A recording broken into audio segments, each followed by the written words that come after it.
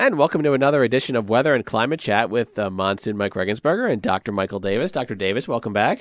Good to be back. Yeah, we had 2 weeks that we did not do a show. Last week, my schedule and your schedule are both kind of rough. And week before that was spring break. We did do one. But everybody's back now, and we're trudging along here, and we're now into, well, first I should say, coming up in the second half of our little segment today, we have a special guest, which you were able to get for us, Dr. Davis. You want to talk a little bit about your special guest and what she's going to be talking about? Dr. Kyung In Huh will be visiting us, and she will be talking about her research with Peruvian glaciers and also with El Nino effects in California, because she's currently at university just outside of Los Angeles, at least I believe, Southern California. Right. And she'll give us a whole scoop on what's going on out there in the West. And here in Pennsylvania, when we get most of our weather, it comes out of the West. So several days before what we get affects us. She's getting it. She's getting it now. Gotcha. So it'll be great talking to her, and I'm sure she's working on some interesting research and studies, and we'll look forward to talking to her in just a few short minutes. But and she also went to Ohio State with me. Oh, there you go. Got to put that out there as well. That's how you met, right? Yes. All right. Very good. Well, she'll be on in just a few minutes here on KUR, on our Weather and Climate Chat podcast. But first, we want to do our regular, weekly look at what we had past and future. Happy astronomical spring. We were in meteorological spring for a few weeks now, but finally we are now in spring. We're now in real spring. Everything is spring. Astronomical, meteorological, everything is spring. And how ironic was it, Dr. Davis, at the first day of spring yesterday, we had a pretty dangerously close call with some snow, as close by as, well, I actually did see some flakes. I saw a few flakes in the morning. I had some flurries by me, but that was about it. That was about it. Philadelphia had more of a steadier, light snow last night. South Jersey actually had maybe an inch or two of slushy stuff. Maryland actually had a slushy couple of inches. That storm was a tricky one because as recently as 2 or 3 days ago, the Euro model was getting all excited saying we could have, 8, 10, 12 inches. But you and I both were a little skeptical of that from day one. Yeah. I think I was only going like 1 to 3 inches right off the bat. I was doing 1 to 2 pretty much, yeah. And things just kept pushing the storm further south. The trough came in a lot earlier, I think, and established itself and essentially brought further out to sea and really had a minimal impact on the area. Right. Is that it finally, Dr. Davis? Everybody keeps asking me, can we still have another surprise or two? I still think we get one more up our sleeve. I think so too. Yeah, I think maybe not necessarily a snow event, but we could have some sleet. April's always that tricky month. April is tricky, and I remember just as recently as a few years ago, we had some April events, and going way back in history to the 80s, I think 82, there was a fairly sizable snowstorm. During an El Nino year. That's right, exactly. There you go. I think it was 6 or 7 inches on April 7th, if my weather history serves me correctly. So, but of course, that time of year, if you do get something like that, 9 chance out of 10, it's all gone within 24 hours. So it's not going to hang around long. Yeah, I don't really think of very strong winter storms in our future, but we definitely are going to see maybe a couple more flakes before the season's over. How's the next, before we talk about the next couple, let's do everything in order. This coming week looks much nicer than last week. Last week was more on the cloudy, dreary side. Today, a little windy out there, higher than average danger for brush fires, which is always an issue in these kind of conditions. Tomorrow, similar day. Wednesday, I think there's going to be a front that's going to be nearby, so I saw the National Weather Service in their discussion said that it wouldn't be out of the question that some of the northern regions could have some clouds and maybe even a sprinkle, but many areas will probably stay dry on Wednesday as well. And temperatures will be climbing, too. Temperatures will be climbing, and Thursday looks nice. By the time we get to Thursday, what are we talking, mid-60s, Dr. Davis? Yeah, I'm going to say mid-60s, maybe even upper 60 if we're lucky. With the way we've always overperformed this year, I would say probably maybe a 70 isn't even out of the question. Certainly. I mean, that one day 2 weeks ago, when we did our last one, we were completely out of the water. We with thought we were going to be 80. 74, 75, and it was 81, so whatever. So, I mean, just continue the trend. Looks like our next solid chance of some precipitation looks to be on Friday as a front comes through. I see. Yeah. This weekend looks like we could be seeing some rain. Maybe an overnight snow shower, perhaps, if temperatures get cold enough, but I don't really see that. I think it might be all rain. Okay. And then for folks that celebrate the holiday weekend, this coming weekend, Easter weekend, doesn't look too bad from what I saw. Saturday looks like we clear up. Sunday, this is getting really far out, and we normally are not that comfortable that far out, but I looked. Sunday looks decent, sunny in the morning, maybe increasing some clouds in the afternoon. I think there's another front or a storm coming later on Sunday night into Monday, which could cause some issues. But most of the day, the holiday proper look okay. Yeah, overall, Easter looks pretty good. Yeah. So pretty much in a non-eventful week this week compared to last week when it was a pretty busy week. Yes. So, okay. And just long-term, we're going to be getting into April shortly. What are we looking at for April? Above normal temperatures, below normal temperatures, average temperatures? Last I checked with the Climate Prediction Center, the models seem to be showing a warmer spring. Okay. So I would assume that we're going to be seeing a warmer April as well. We'll be above average and likely seeing some warmer than average. I think the average temperature in Aprils are usually low 50s to start, and then by the end we get into about the 60s. Mm-hmm. So spring should be springing soon.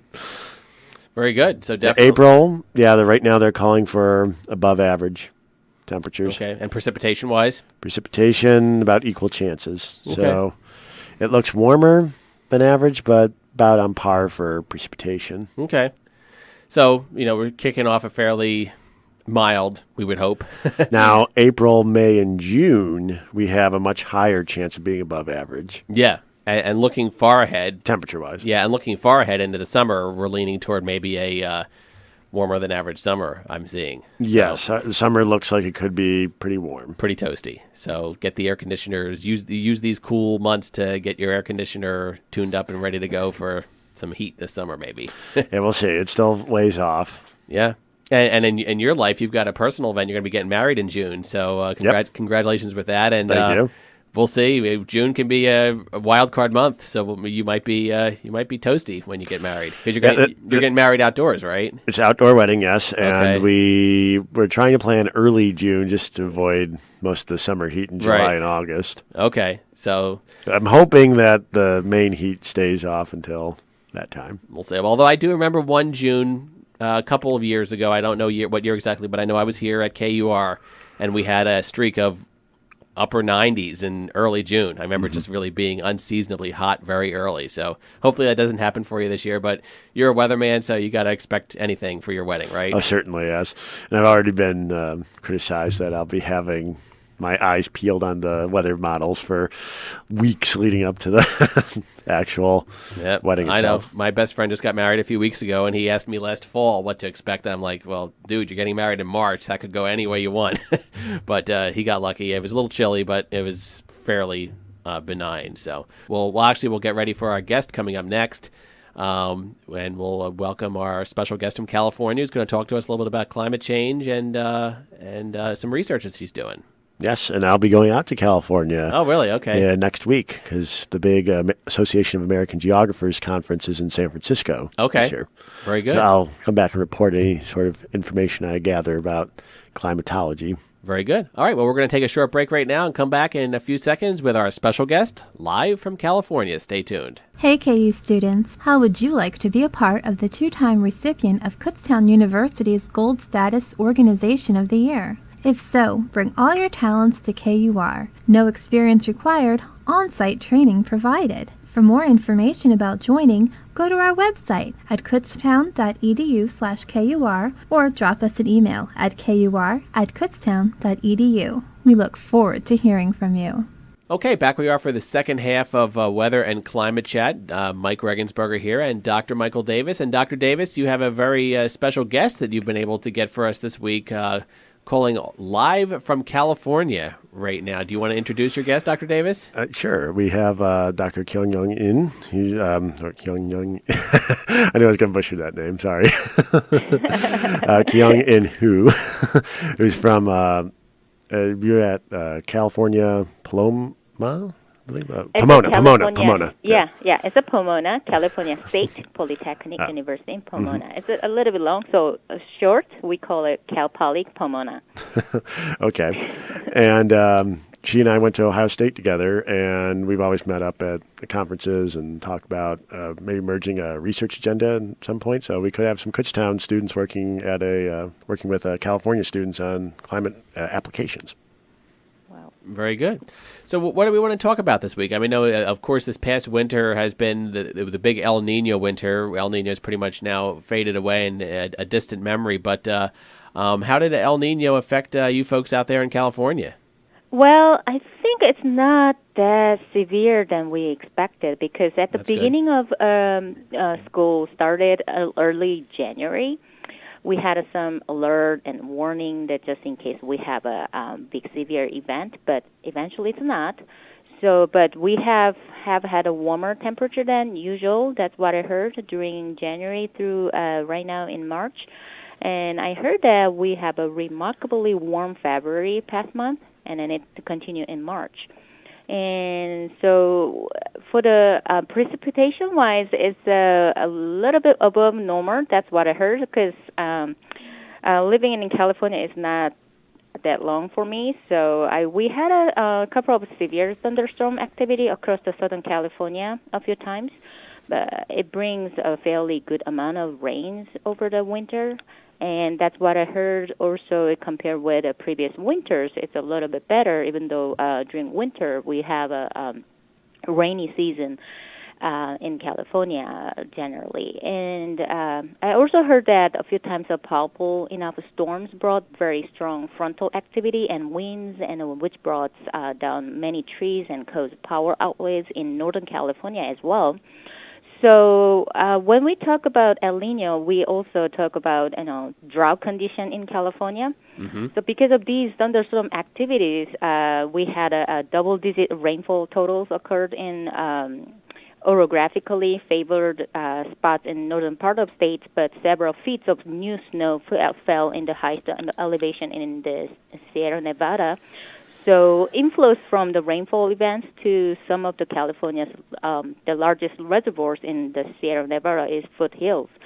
So we have a more than usual the rain event eventually. So the recent and an upcoming rainfall is undoubtedly we have a good news in drought states. So even if we think that the precipitation is not great enough, but still, all of the California's major reservoirs are in a much better in shape than usual in recent years. So that's what I know, and then so that's all about the El Nino condition under this winter. Very interesting. Dr. Davis, did you have any comments on that?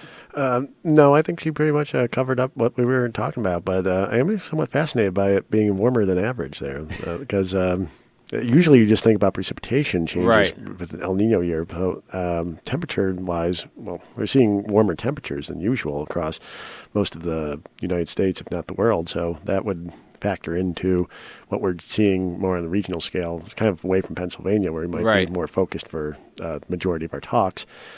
But it does be fairly consistent with what you would be expecting with an El Nino type event. Right. How does climate change work into an El Nino event like we had this past year? Well, for me, I would probably... Well, yeah, I was just either one of you is going to jump in on that one. Yeah, I'll take the first crack at it. Yeah, you have with El Nino events, typically you have heavier amounts of rainfall brought into desert Southwest and California. So with climate change, you'd probably be expecting more extreme cases of that, where perhaps you'd have more of an influx of rainfall coming into the western U.S. From these events that usually happen about every 4 to 7 years, but we're not exactly sure as to what climate change is actually doing with that frequency. At least I haven't seen anything definitive yet. I mean, there's been some speculation and some studies done about how it's actually decreasing, and we're maybe experiencing more El Ninos on a more frequent time scale. But we'd probably be experiencing more extreme cases. I don't know if Kyung wants to chime in with that. Yeah.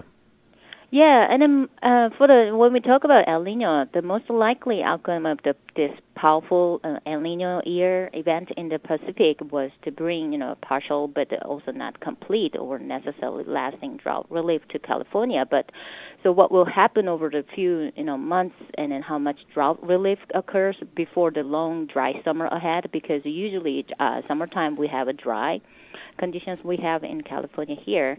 So we care about weather here, and then also drought condition as a Californian here. So the prediction for the summer months temperature now is likely warmer than above average in southern, especially in Southern California, into the central to southern plains and the southeast as a part of the transition into maybe the La Nina condition. So that's also I can say about it. Oh, so that's interesting. So we're forecasting a La Nina condition for the coming year, you would say? Yeah, that's what I heard too. Because when we have a strong El Nino, then also transition to the La Nina condition. That's what I know too. So it's been, do you have any comment, Dr. Davis?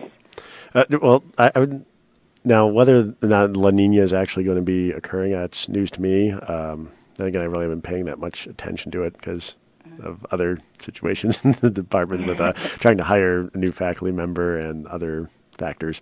But I will say, though, that with El Nino, you typically have a dispersal of that warm water brought about by the equatorial Kelvin waves and the coastal Rossby waves that actually help disperse that water. So if you start to actually move that water around, you then open it up for that upwelling to occur in the El Nino 3.4 region, which then will bring us about a La Nina year. You can think about all the cold water probably being like captured or have a lid on top of it. Sure. And then when you remove that lid, now all that upwelling can reach the surface over a very slow period of time. But you would be expecting potential reversal of the El Nino oscillation. Interesting. So you would say, but both of you would agree that this summer looks like a warmer than average summer coming up, definitely in California and possibly for this area as well. Yeah, I would say probably we're seeing warmer temperatures, and with La Nina years, typically, you also have a higher frequency of tornadoes. We'll see what happens there. Like the El Ninos typically do not produce a lot of tornadoes. Okay. And we were actually below average for the 2015 year. I think we had 950 or 1,000 tornadoes. We typically see 1,200. Okay. So we were below average there. La Nina years typically produce a lot. The 2011 year was a La Nina year when you had the large tornado outbreak in the southeast U.S. and you had the Joplin tornado as well during that year. Okay. So it could be a pretty active year when it comes to that. Severe weather, perhaps. And with the general warming trend, I would probably lean toward it being warmer. I'm sorry, were you going to say something, Kyung? Oh, yeah. And then on top of the tornado, also hurricane issues, we worry about it. And then maybe you remember that we had a very powerful, strongest hurricane over the mid-October near Mexico area. Yes. Mm-hmm. Yes. And Hurricane Patricia, I believe. Yeah. Patricia, yes. Yeah, that's a Hurricane Patricia. And then that time, because of El Nino condition, it's warmer than usual sea surface temperature, so that's why it just gave like a all effect to gave a more powerful hurricane we had. So even though that hurricane we didn't have a much disaster than we expected that time, but still this summer typically we just expected more warmer temperature than it. Also we have a powerful hurricane we will have. That's maybe we need to prepare for that too. Yeah, absolutely. Now, Kyung, Dr. Davis was telling me that you're working on some special research right now. Tell us a little bit about that.